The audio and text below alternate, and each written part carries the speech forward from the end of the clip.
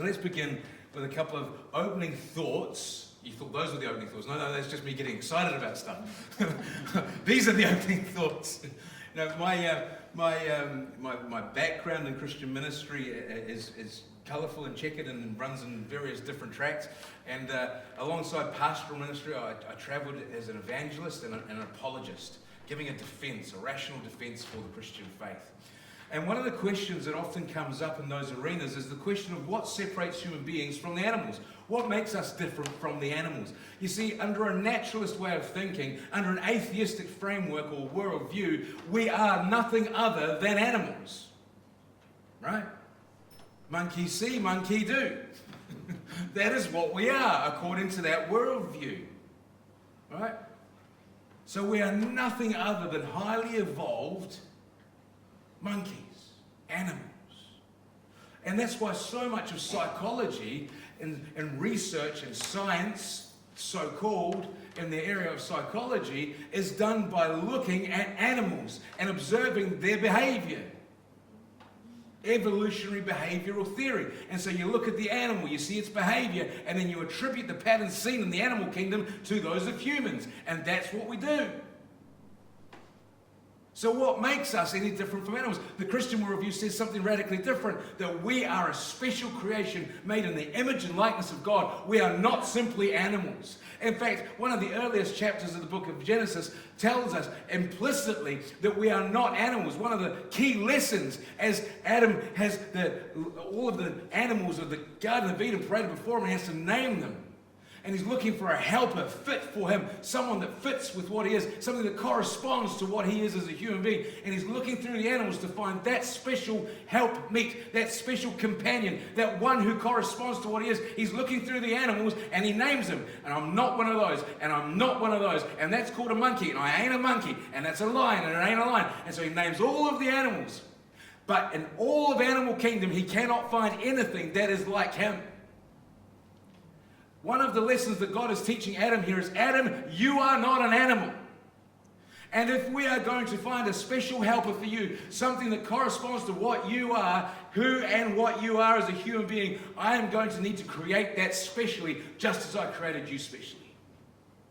And so the woman is created as the special companion that fits with the man. And the man and the woman are made in the image and likeness of God. Because when you bring the man and the woman together in marriage, you get a higher definition image of who God is than you would if either of those two were apart. So one of the key lessons that God teaches Adam is you are not an animal. In fact, I would argue that human beings are at their worst when they behave like animals.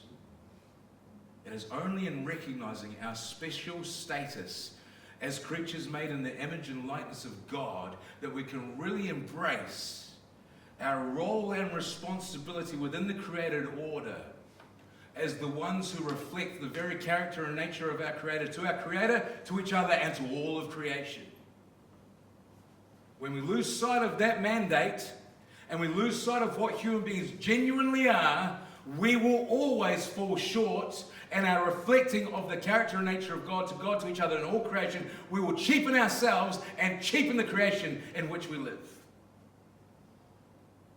And worse than that, when we lose sight of the very Creator who made us in His image and likeness, we will think ourselves the makers of ourselves, self-made people, and we will embrace the ways of nature, which is red in tooth and claw, survival of the fittest, the strong eat the weak, and it's not only a cheapening of creation, but there will be a domination of one another and creation.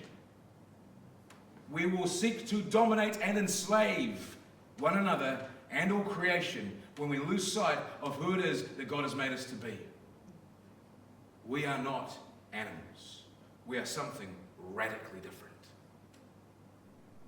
So what is it that makes us different from the animals?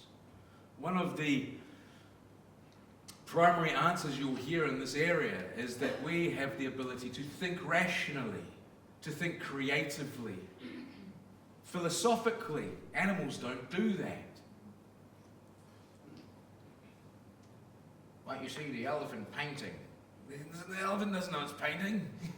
It's just slapping a paintbrush on a bit of canvas. Some mug's buying it for thousands of dollars. The zookeeper is onto a winner. So that's one of the traditional answers. I think there's actually a better answer. I think you could call that a positive answer, an answer in the positive light. That we have the ability to think creatively, to think rationally, to dream and to imagine, where animals don't have that ability. But I think there's something actually more fundamental that separates us from the animals, and it's something that we all experience. Not all of us are creative thinkers. I think if I really drill down into the idea of what is it that separates us from the animals, obviously other than the teaching of Scripture and the image and likeness of God stuff we just talked about, I think one of the key differences between us and the animals is that we experience alienation.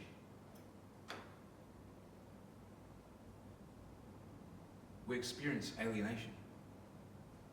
Animals don't experience alienation. They just live in their environment with each other, and their packs are alone depending on what kind of animal it is, and they just get on with what it is that they are. They function according to their programming, and they get out and do it. They don't sit there going, I feel so lonely, I don't really belong. I wish that there was someone I could share my heart with. Animals don't do that. One of the key things that separates human beings from the animals is our sense of alienation. You know, when you look at the history of human beings, it's a history of alienation and a seeking for belonging. Right? We feel alienated, nation from nation, tribe from tribe. And so one of the ways that we seek to belong is to dominate and enslave, to take over, to crush that which is different from us, because it reminds us of our alienation. You know, alienation from the creation itself. You know, we build these concrete jungles that bear no relationship or reflection to the created world and its beauty. And we sit in our office cubicles or in our classroom chairs in these highly artificial environments, and we see our mental health plummet, and we wonder why. Because we are alienated from the very creation for which we were made. We were made for a relationship with the very ground from which we've come, but we feel separated from it, and it causes us grief. Maybe some of you experience that. Maybe some of you feel that sense of alienation from other people. Maybe you sense some of that alienation from other communities. Maybe you feel that sense of alienation from the creation itself. Maybe you experience that sense of, I don't belong. I just don't fit. Have any of you felt that? Just me? Right, come on now, be honest. Have you ever felt that you don't belong, that you just don't fit? Stick your hand up, own it. Come on now. There you go. Isn't that interesting? That's the vast majority of us in the rooms, and the rest of your lives. I don't fit, I'm different, I just don't seem to fit. We all sense that feeling of alienation, right? But the greatest, and I mean that in the pejorative sense, the largest, the most powerful, the most influential sense of alienation that we feel is alienated from ourselves. That I don't fit in my own skin. That I don't measure up to what I think I should be. I wish I was something different. I'm just not that. I always fall short and I always fail. And I'm no good. Have any of you felt that?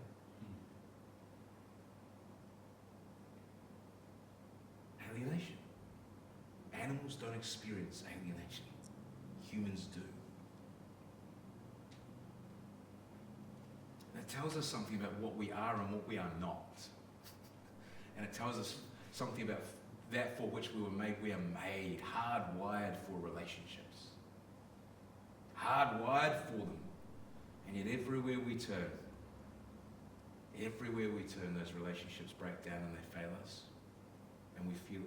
scattered, and we feel separated, and we feel alone.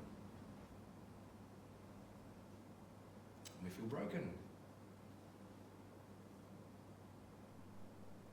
Even our deepest relationships, our families, I was talking with my dear brother Jesse yesterday, and we were chatting about the reality of the impact, positively or negatively, of a father in the home.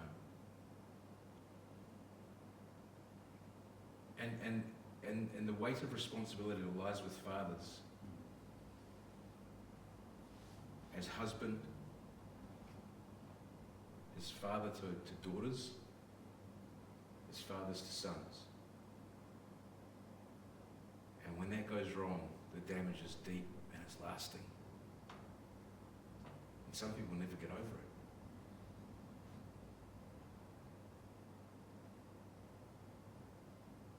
Alienation is a real thing. We all feel it. We all experience it.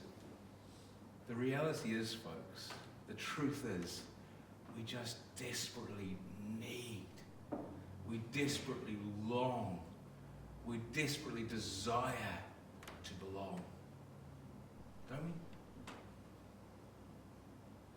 Don't we? We just want to belong. We want to be in a place where we feel like we belong.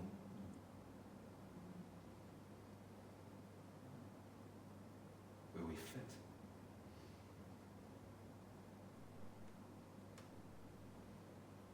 It's deep, deep, deep down in us, the desire to belong. Where on earth are you going with this, Kristopher?